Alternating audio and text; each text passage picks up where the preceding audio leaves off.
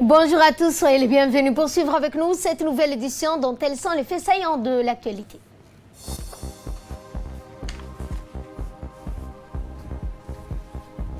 La région d'Arta a organisé aujourd'hui la 14e édition de la randonnée pédestre dénommée Africa Peace Walk. Dans l'actualité également, clôture de la Semaine nationale de l'action sociale dans la région d'Obok. En nouvelles du monde, l'Union européenne ordonne l'inspection de l'usine belge du vaccin qui a pris de retard d'AstraZeneca. Bonjour à tous et nous entamons ce journal par la 14e édition de la marche pédestre d'Arta intitulée Arta Peace Walk.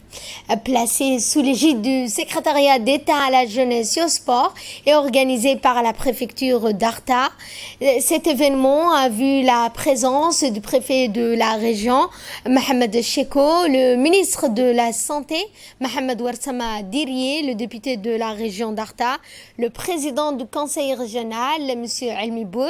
Cette 14e édition de la marche pédestre d'Arta s'est déroulée dans l'ensemble dans des bonnes conditions.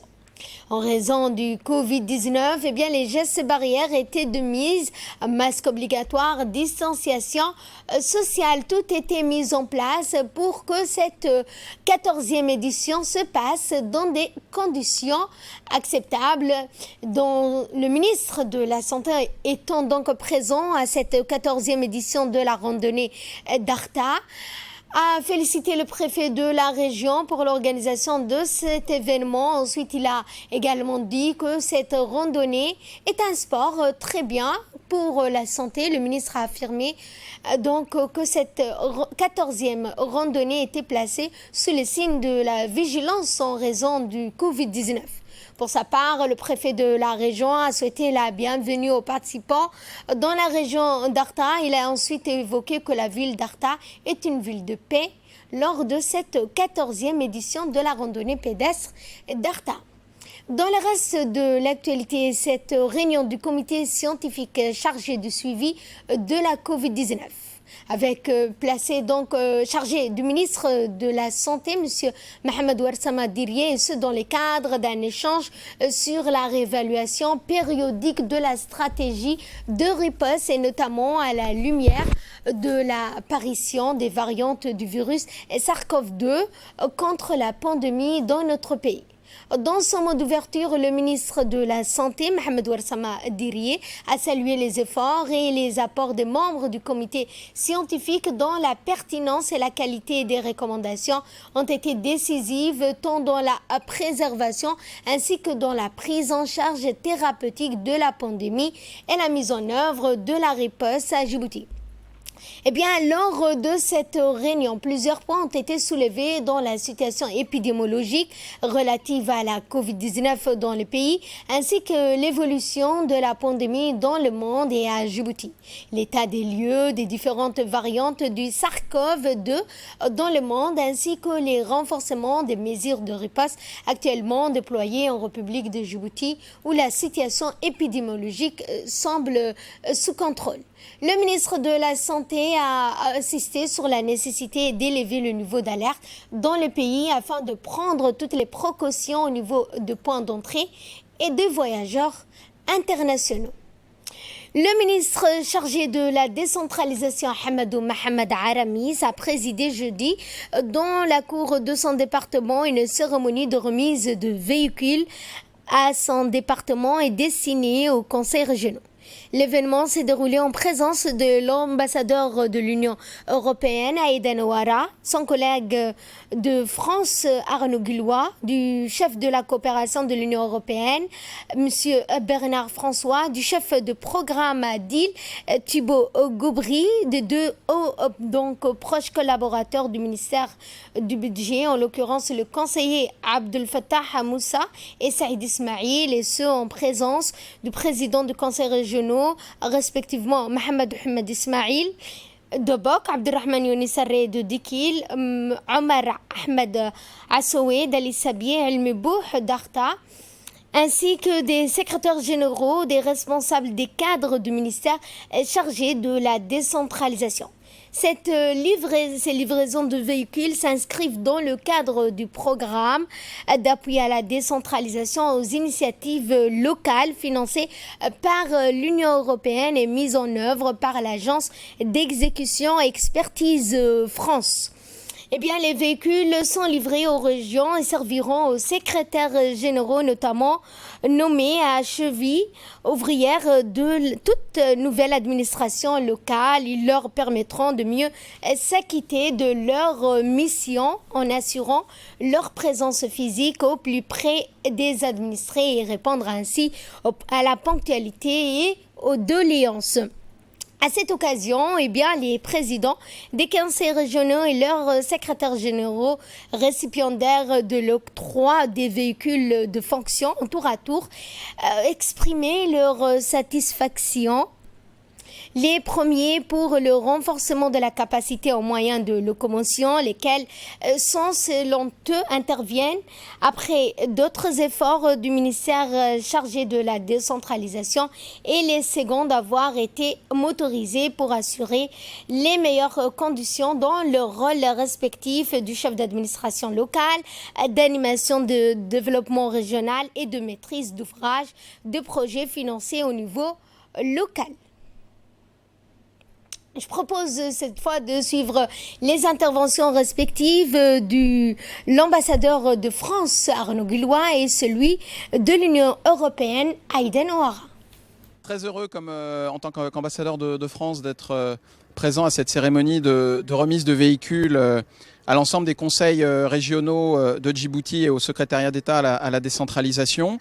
C'est un programme de l'Union européenne mis en œuvre par Expertise France avec l'appui, la coordination et dans la logique de la politique de décentralisation souhaitée par le gouvernement djiboutien. C'est quelque chose que nous appuyons pleinement parce que la décentralisation, c'est la démocratie, c'est l'appui aux collectivités locales, c'est une politique souhaitée par le président de la République et qui est extrêmement porteuse, qui crée beaucoup de dynamique dans les régions. Et je voudrais remercier toutes celles et tous ceux qui ont contribué à cette très belle cérémonie. D'abord, le ministre Aramis, dont je salue le leadership en bon français, l'ensemble naturellement des services de l'Union européenne, les équipes d'Expertise France et puis les élus et les responsables des conseils régionaux qui sont à la manœuvre au quotidien. Donc bravo et merci à tous. Monsieur le ministre, Monsieur le Président de la région, chers collègues Arnaud, l'Union européenne est très heureuse d'être avec vous aujourd'hui pour cette cérémonie de remise de clés.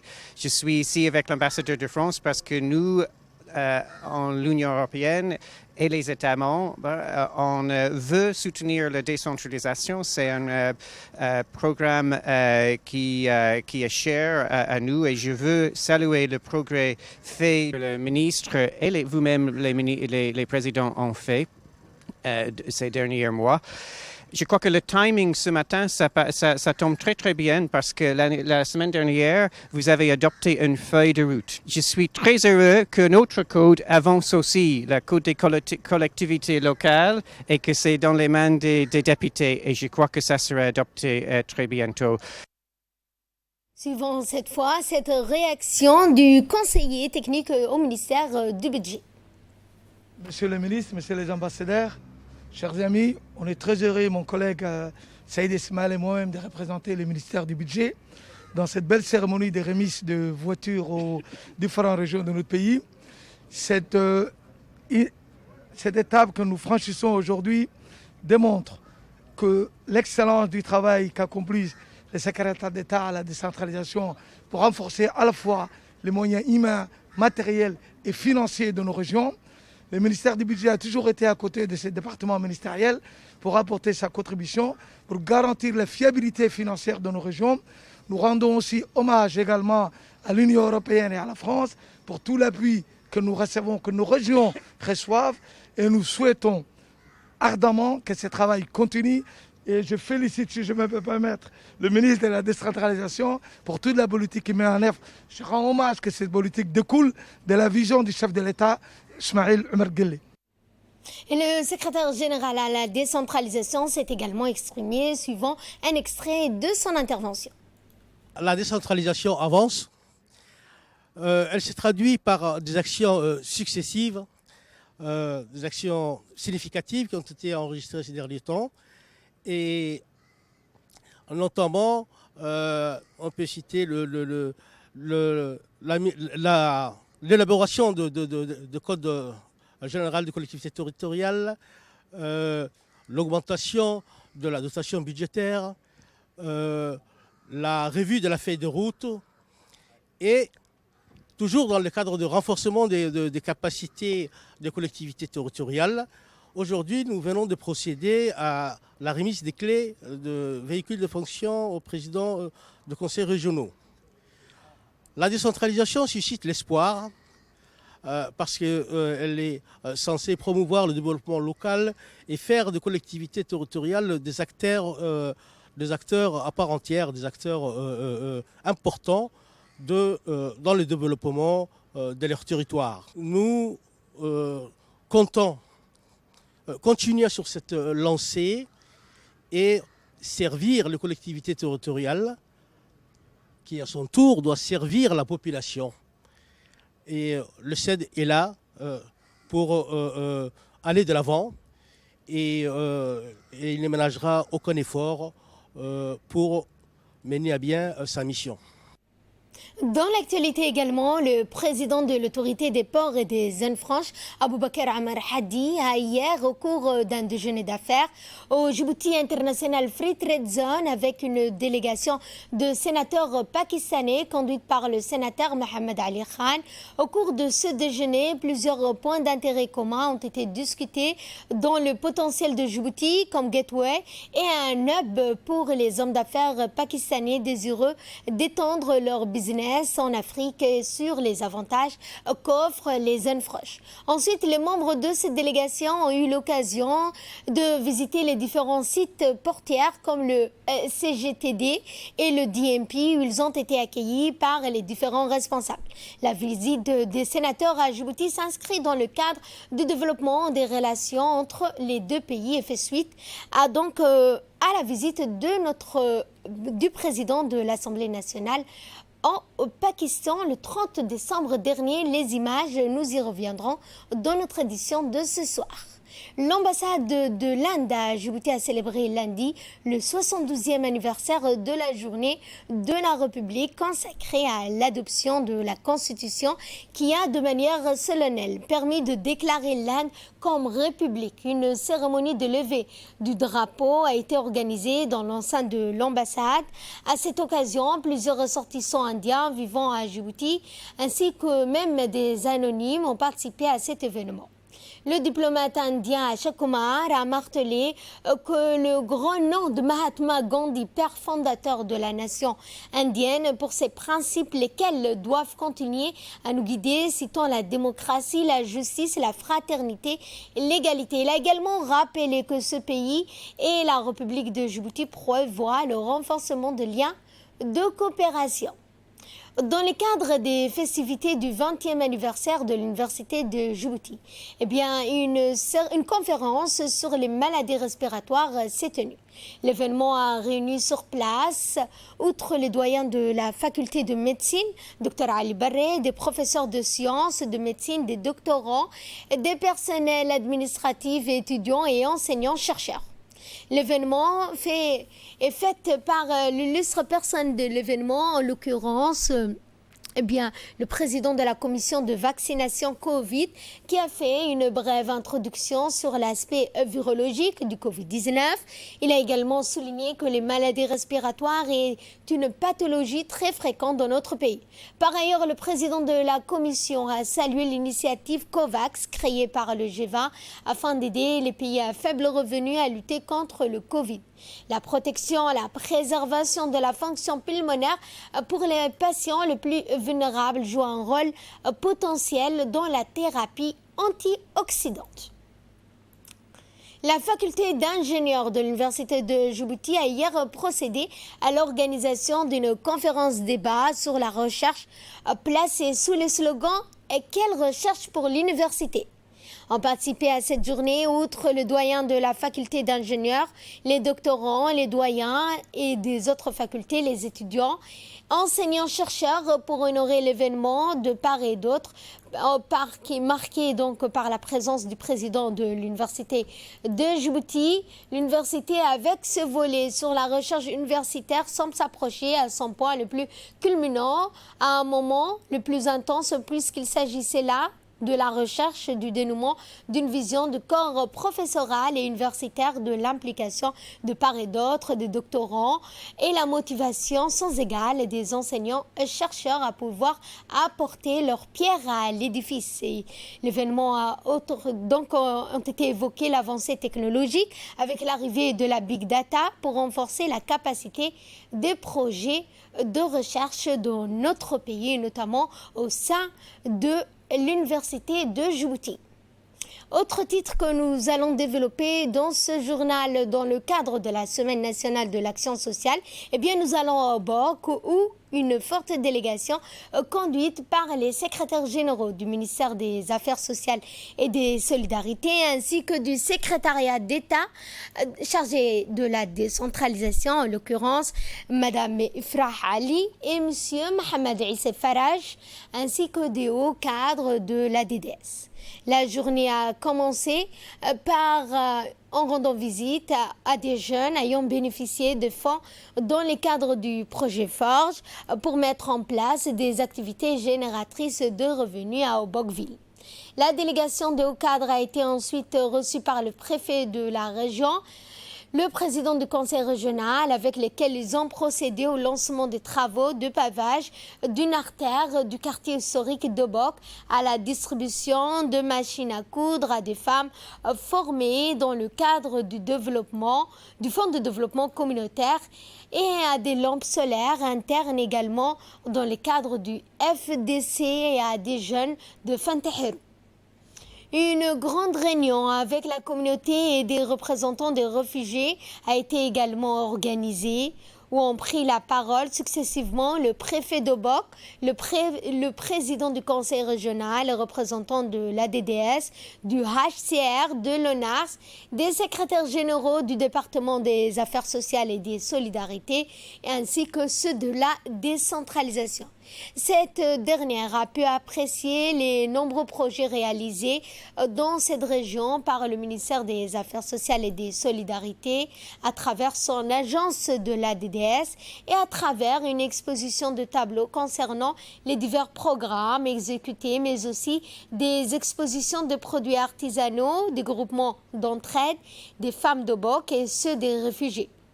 Les représentants et associations bénéficiaires des projets réalisés avec le soutien de l'ADDS ont ensuite pris la parole pour exprimer leur témoignage et faire part de leur doléance. Ensuite, cette même délégation se rendue à Tadjoura.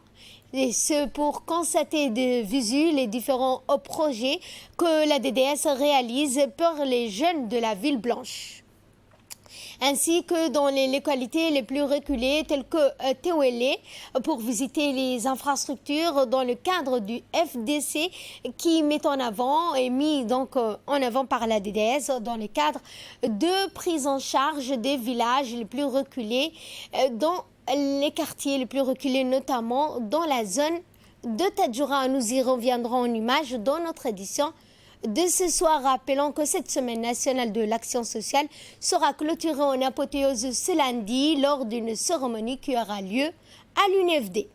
Et de là, nous passons à ce qui domine l'actualité internationale. Je vous le disais dans les titres, la Commission européenne maintient la pression depuis l'annonce du retard de livraison du vaccin AstraZeneca.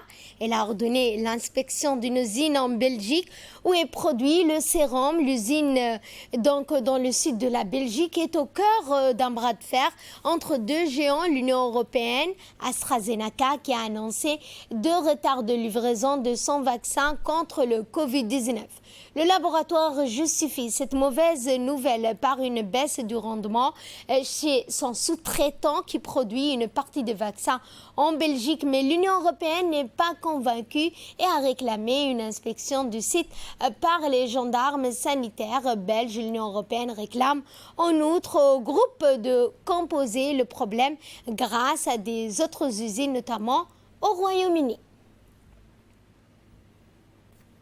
Fin de ce journal. Merci à vous de nous avoir suivis. Merci également à la régie. Excellent après-midi à toutes et à tous.